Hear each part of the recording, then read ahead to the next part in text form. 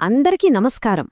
ఈరోజు మనం మన దేశ చరిత్రలో ఒక కీలకమైన ఘట్టం గురించి మాట్లాడుకోబోతున్నాం. చాలామంది దీన్ని హిమాలయన్ బ్లండర్ అని అంటారు. అంటే హిమాలయమంత తప్పు జరిగిందని. ఇంతకీ ఏమిటది? 1962 చైనా యుద్ధం. ఆ ఓటమి వెనుక అస్సలు కారణమేంటి? అది కేవలం మన సైన్యం వైఫల్యం కాదని, అసలు కథే వేరే ఉందని, ఇద్దరి మధ్య ఉన్న ఒక గాఢమైన స్నేహమే ఆ ఓటమికి కారణమని ఒక వాదన ఉంది. మరి ఆ వాదనేంటో, దాని వెనుక ఉన్న కథ ఏంటో ఇప్పుడు వివరంగా చూద్దాం. ఈ వాదన ప్రకారం 1962 ఓటమికి పూర్తి బాధ్యత వహించాల్సిందే అప్పటి మన ప్రధానమంత్రి జవహర్లాల్ నెహ్రూ. ఎందుకంటే ఆయన తన ప్రాణ స్నేహితుడైన వికే కృష్ణమేనన్ను గుడ్డిగా నమ్మేశారు. సరే, ఈ ఆరోపణను మనం పూర్తిగా అర్థం చేసుకోవాలంటే ముందుగా అసలు కథలోకి వెళ్ళాలి. అదే నెహ్రూ కృష్ణమేనన్ల స్నేహబంధం. అదెంత బలమైందో చూద్దాం. చూశారు కదా, వాళ్ళిద్దరి స్నేహం ఎక్కడో లండన్లో మొదలైంది. కాని భారతదేశానికి స్వాతంత్ర్యం వచ్చాక అదే స్నేహం మన దేశ రాజకీయాలను శాసించే అంత పెద్ద శక్తిగా మారిపోయింది. అంటే ఒక స్నేహం దేశ భవిష్యత్తును నిర్ణయించే స్థాయికి వెళ్ళిందన్నమాట. ఇప్పుడు అసలు విషయానికొద్దాం.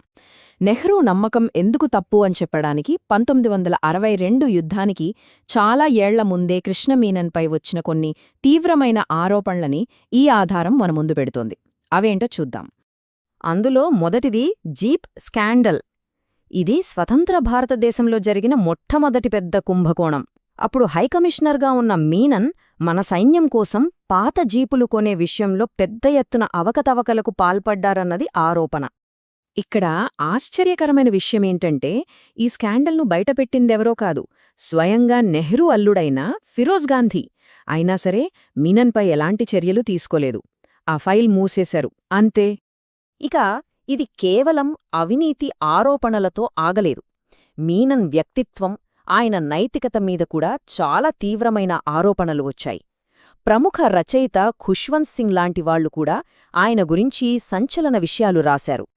ఇంకా షాకింగ్ విషయమేమిటంటే దాదాపు 20 ఏళ్లు నెహ్రూ దగ్గర పర్సనల్ సెక్రటరీగా పనిచేసిన ఎంఓ మథాయ్ కూడా మీనన్ గురించి కొన్ని భయంకరమైన విషయాలు చెప్పారు. ఆయన ఒక మానసిక రోగి అని, డ్రగ్స్కి కూడా బానిస అని ఆరోపించారు. ఇక అన్నింటికంటే పెద్ద, చాలా సీరియస్ ఆరోపణ ఒకటుంది. అదేంటంటే మీనన్ సోవియట్ యూనియన్కి గూఢచారిగా పనిచేస్తున్నారని. ఈ విషయాన్ని ఎవరో కాదు, స్వయంగా బ్రిటిష్ ప్రధానమంత్రి క్లెమెంట్ అట్లీ నెహ్రూకి చెప్పారట. మరి ఇన్ని ఆరోపణలు, ఇంత పెద్ద హెచ్చరికలు వచ్చాక నెహ్రూ ఏం చేశారు? మీనన్ను పదవి నుంచి తీసేశారు, కానీ శిక్షించలేదు. పైగా ఏం చేశారో తెలుసా? ఐక్యరాజ్యసమితిలో మన దేశ ప్రతినిధిగా నియమించారు. అంటే ఒక రకంగా ప్రమోషన్ ఇచ్చారన్నమాట. ఈ కథ ఇక్కడితో ఆగలేదు. 1957లో ఇది పీక్స్కి వెళ్ళిపోయింది. నెహ్రూ కృష్ణమేనన్ను ఏకంగా మన దేశ రక్షణ మంత్రిగా నియమించారు. ఇక ఈ నిర్ణయమే ఆ తర్వాత జరగబోయే వినాశనానికి నాంది పలికిందని ఈ వాదన చెబుతోంది. రక్షణ మంత్రి అయ్యాక మీనన్ తీసుకున్న కొన్ని నిర్ణయాలు మన ఆర్మీలో పెద్ద దుమారమే రేపాయి. ఉదాహరణకు, అసలు యుద్ధానుభవమే లేని బిఎం కౌల్ అనే వ్యక్తిని ఎంతోమంది సీనియర్లను పక్కనబెట్టి చీఫ్ ఆఫ్ జనరల్ స్టాఫ్గా ప్రమోట్ చేశారు. దీనివల్ల అప్పటి ఆర్మీ చీఫ్ జనరల్ తిమ్మయ్యకు మీనన్కు మధ్య పెద్ద గొడవే జరిగింది. సరే, ఇప్పుడు కథ క్లైమాక్స్కొస్తుంది. 1961-62 సంవత్సరాలు. ఈ టైంలో దేశంలో జరిగిన రాజకీయాలు, చైనాతో యుద్ధానికి ఎలా దారితీశాయో ఈ ఆధారం చాలా స్పష్టంగా వివరిస్తుంది. ఒక్కసారి ఈ టైంలైన్ను చూడండి. ఇక్కడొక ఇంట్రెస్టింగ్ పాయింట్ ఉంది.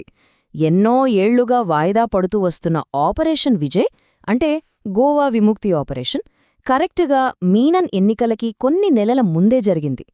ఇది యాదృచ్ఛికం కాదని, కేవలం ఆ ఎన్నికల్లో మీనన్ను గెలిపించడానికే చేశారని ఈ వాదన చెబుతోంది.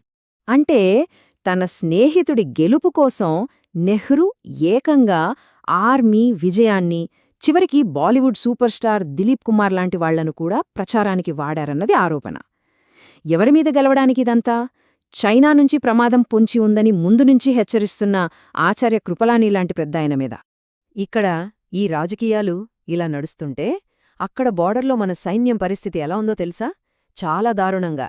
మొదటి ప్రపంచ యుద్ధాన్నాటి ఆయుధాలు, సరైన బట్టలు లేవు, సైనికుల్లో స్థైర్యం లేదు, అసలు యుద్ధానికి ఏమాత్రం సిద్ధంగా లేని పరిస్థితి. ఇక యుద్ధం జరిగింది.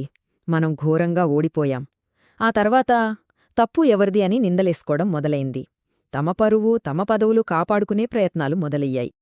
అప్పటి సీనియర్ జర్నలిస్టు కులదీప్ నయ్యర్ చెప్పిన దాని ప్రకారం అస్సలు దోషి అయిన రక్షణ మంత్రి మీనన్ను కాపాడటానికి ఆర్మీ చీఫ్ జనరల్ థాపర్ను బలిపశువును చేశారు. ఆయన రాజీనామాను నెహ్రూ లోక్సభలో ఊపుతో చూపించారట. అయినా సరే, ఇంత పెద్ద ఓటమి తర్వాత కూడా నెహ్రూ మీనన్ను క్యాబినెట్ నుంచి పూర్తిగా తీసేలేదు. రక్షణ మంత్రి పదవి నుంచి తీసి రక్షణ ఉత్పత్తి శాఖ మంత్రిగా మార్చారు. అంతే. తన స్నేహితుడి మీద ఆయనకున్న నమ్మకం ఎలాంటిదో దీనిబట్టే అర్థం చేసుకోవచ్చు. అసలు వీళ్ళిద్దరి బంధం ఎంత విచిత్రమైందో చెప్పడానికి కొన్ని వ్యక్తిగత విషయాలు కూడా బయటకొచ్చాయి. తన కూతురు ఇందిరాగాంధీ పెళ్లి విషయం కూడా నెహ్రూ మీనన్తో చర్చించేవారట. నన్ను నిర్లక్ష్యం చేస్తున్నావు, నువ్వు లేకుండా బతకలేను అని మీనన్ నెహ్రూకి ఉత్తరాలు రాసేవారట.